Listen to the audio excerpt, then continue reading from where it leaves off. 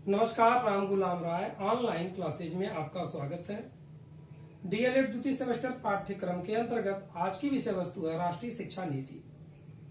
राष्ट्रीय शिक्षा नीति 1986 का आज अध्ययन करेंगे, इसके दस्तावेज का अध्ययन करेंगे।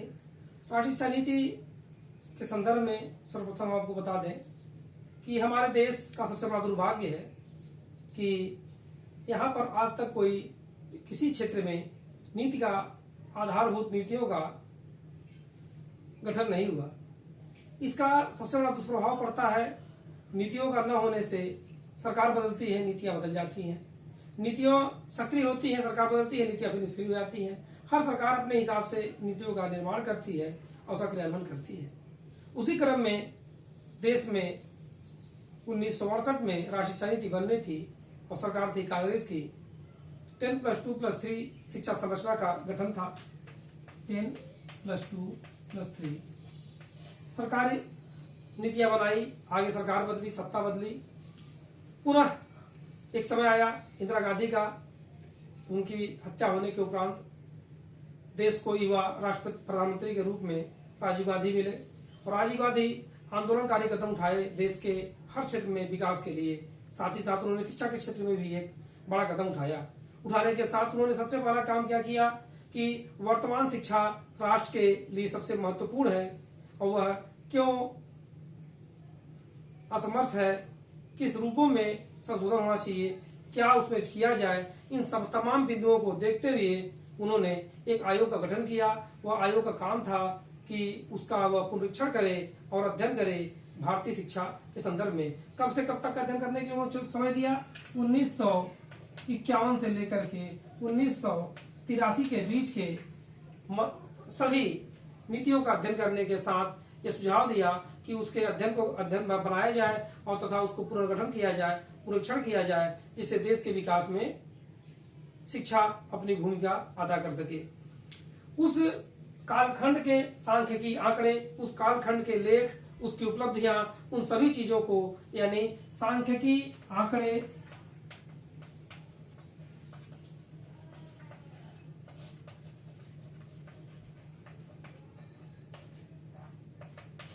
उपलब्धियां,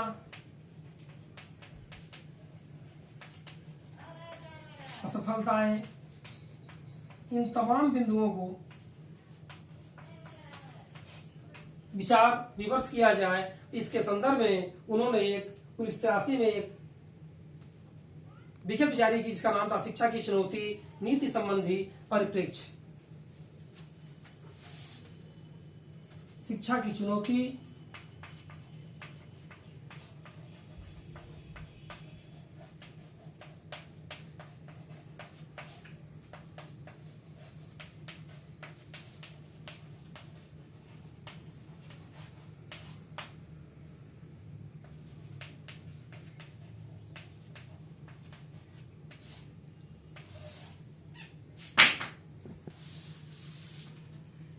शिक्षा की चुनौती, नीति संबंधी परिप्रेक्ष्य नामक दस्तावेज सरकार जनता तक पहुंचाई और इसके संदर्भ में 1951 से लेकर के 1983 की जो प्रगति यात्रा थी, इसका विवेचन किया, इसके गुण दोषों का अध्ययन किया और अध्ययन के उपरांत देश को नीति के संबंध में क्रियान्वयन करने के लिए एक राष्ट्रीय नीति की घोषणा की और वो समय था 1986। 1986 में इसकी घोषणा की गई। 1986 में यह एक ऐसी पहली नीति थी जिसमें राष्ट्रीय शिक्षा नीति की योजनाओं के साथ इसके क्रियान्वयन की पूरी व्यवस्था की गई, यानी योजना प्लस क्रियान्वयन।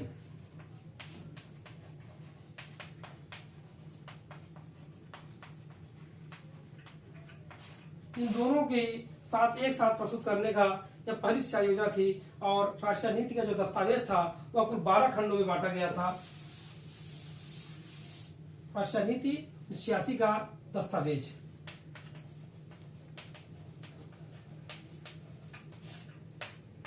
12 भागों में बांटा गया था।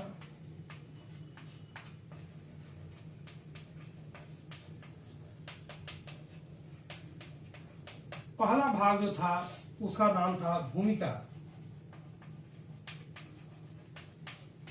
भूमिका के अंतर्गत सबसे पहली बात की गई कि राष्ट्रीय शिक्षा नीति के संदर्भ में 10+2+3 की शिक्षा योजना लागू की जाए। 10+2+3 की शिक्षा योजना लगी जाए। माध्यमिक स्तर पर विज्ञान और गणित को सब महत्वपूर्ण बनाया जाए। प्राथमिक स्तर पर 90% बच्चों को शिक्षा प्राप्त हो और अधिकांश सुझाव कार्य रूप में दिए जाएं, जिसमें कि परिणति नहीं हो सके, अर्थात तमाम सुझाव ऐसे थे जिनको वह कार्य रूप में परिणत नहीं हो सके। मुख्य रूप से 10+2+3 प्राथमिक स्तर पर शिक्षा, विज्ञान, गणित माध्यमिक स्तर पर,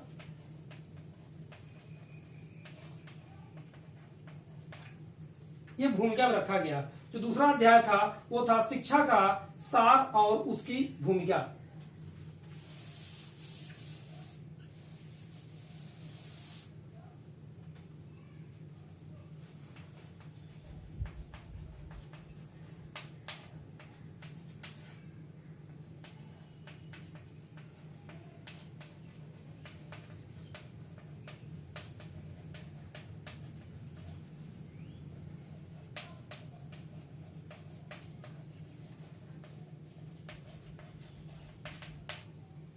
तीसरा था राष्ट्रीय शिक्षा प्रणाली।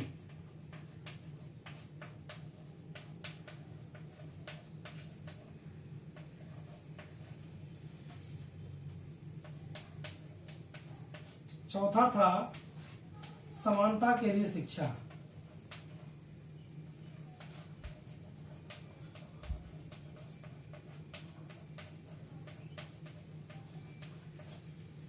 पांचवा था विभिन्न स्तरों पर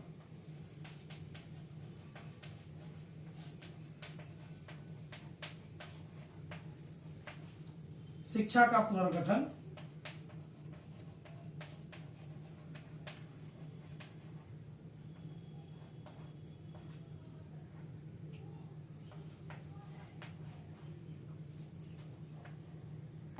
पांचवें में जो था विभिन्न स्तरों पर शिक्षा का पुनर्गठन, इसके अंतर्गत था शिशुओं की देखभाल और शिक्षा। शिशुओं की देखभाल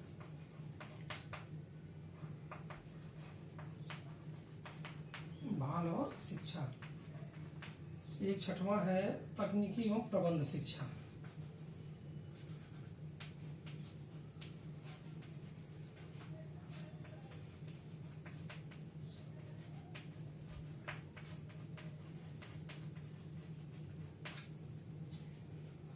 बारह दस्तावेज जो 12 अध्याय थे। प्रथम अध्याय था भूमिका।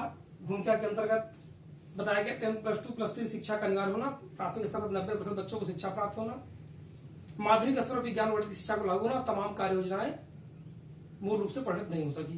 द्वितीय अध्याय था शिक्षा का सार और उसकी भूमिका। इसके अंतर्गत सबसे महत्वपूर्ण बिंदु था शिक्षा के लिए भौतिक और आध्यात्मिक विकास की बुनियाद पर खड़ा करना। इसके साथ ही साथ स्वतंत्रता, समानता आदि के लिए उसकी शिक्षा को महत्वपूर्ण स्थान बनाना।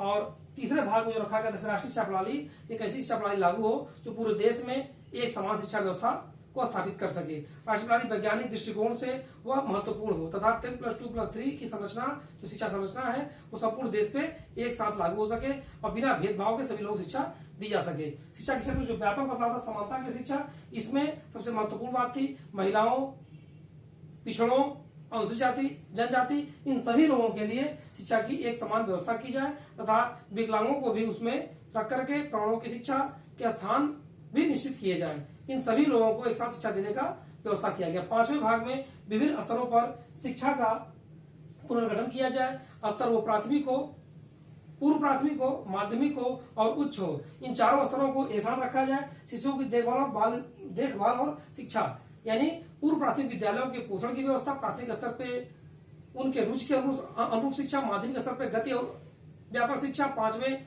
जो उच्च था उसमें बेहतर और उच्च शिक्षा का प्रबंध किया जाए। इस प्रकार से जो छठवां था तकनीकी एवं प्रबंध शिक्षा, इसमें तकनीकी ज्ञान भी लोगों को दिया जाए। साथ ही साथ उनके साथ यह भी स्पष्ट किया जाए कि वह तकनीकी ज्ञान उनके लिए क्या हो, प्रबंध के ज्ञान को भी उसमें समाहित किया जाए।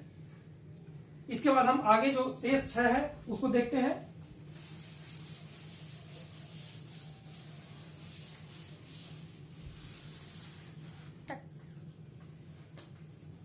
अंतिम है भविष्य।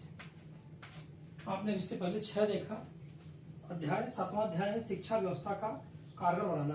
तो ये शिक्षा व्यवस्था है, इसको कारगर बनाने के लिए शिक्षक प्रशासन तंत्र को मजबूत किया जाए, शिक्षक का कर्तव्य बोध और छात्रों का जो दायित्व बोध है उसको अवगत कराया जाए। शिक्षा व्यवस्था की विषय वस्तु प्रक्रिया को नया मोड़ देना। तो उसकी विषय वस्तु है वह क्या हो, सांस्कृतिक विषय वस्तु को वैज्ञानिक दृष्टिकोण से समन्वय स्थापित किया जाए। साथ ही मूल्यों की शिक्षा और भारतीय भाषाओं के उन्नयन के साथ खेलकूद, स्वास्थ्यवर्धक तमाम शिक्षाओं के साथ प्रांतीय मतलब प्रणाली का मूल्यांकन किया जाए और उसमें सुधार करके सुझाव दी जाए। शिक्षक के लिए शिक्षक की व्यवस्था की जाए, शिक्षक के वेतन मानों सेवा शर्तों को सरल किया जाए और उनके अनुकूल बनाया जाए। शिक्षा का प्रबंध किस प्रकार से किया जाए कि वह मतलब देश स्तर पर क्या हो, भारतीय शिक्षा, राष्ट्रीय स्तर पर भारतीय शिक्षा सेवा गठन किया जाए और प्रांतीय स्तर पर राज्य शिक्षा सेवा का, जिला स्तर पर जिला शिक्षा परिषद गठन किया जाए। इस प्रकार से इसके कार्यों को अलग करके और राष्ट्रीय व्यवस्था में सहयोग बना दिया जाए। 11वां है संसाधन तथा समीक्षा। संसाधन के दृष्टिकोण से जो जिस प्रस्तावित खंड में जो राशि आवंटित की गई है वह राशि उपलब्ध कराई जाए, वह उसी में खर्च की जाए और जिससे उसकी समीक्षा किया कि वह कितनी कारगर हुई। अंतिम में भविष्य में के अध्याय में यह तय किया गया कि 100% साक्षरता को प्राप्त किया जाए तथा जो भारत के उच्च शिक्षा प्राप्त व्यक्ति हैं वो सर्वोत्तम स्तर के हों। इस विषय को अंतिम बिंदु भविष्य में रखा गया, अर्थात 100% शिक्षा की प्राप्ति और उच्च शिक्षा प्राप्त जो भारत के व्यक्ति हों वो क्या हों, सर्वोच्च स्तर के हों। उच्च शिक्षा जब दिया जाए तो सर्वोच्च स्तर के हों। इस प्रकार से राष्ट्रीय शिक्षा नीति 1986 का जो दस्तावेज था उसके अंतर्गत कुल 12 अध्याय रखे गए। 12वां अध्याय को आपने क्रम से देखा। उन अध्याय के बाद इसकी तय की गई कार्य योजना 1986, उसको हम लोग अगले अध्याय में पढ़ेंगे। राष्ट्रीय शिक्षा नीति 1986 के कार्य योजना को कुल 24 भागों में बांटा गया। ये जो अध्याय का दस्तावेज था ये 12 खंडों में था, यानी यह नीति और कार्य योजना एक साथ ये दोनों बृहद रूप में राष्ट्रीय शिक्षा नीति 1986 में रखा गया था। यह पहली ऐसी राष्ट्रीय शिक्षा योजना थी जिसमें नीति और कार्य योजना दोनों को एक साथ रखा गया। हम अगले अध्याय में पढ़ेंगे राष्ट्रीय शिक्षा नीति 1986 की कार्य योजना। धन्यवाद।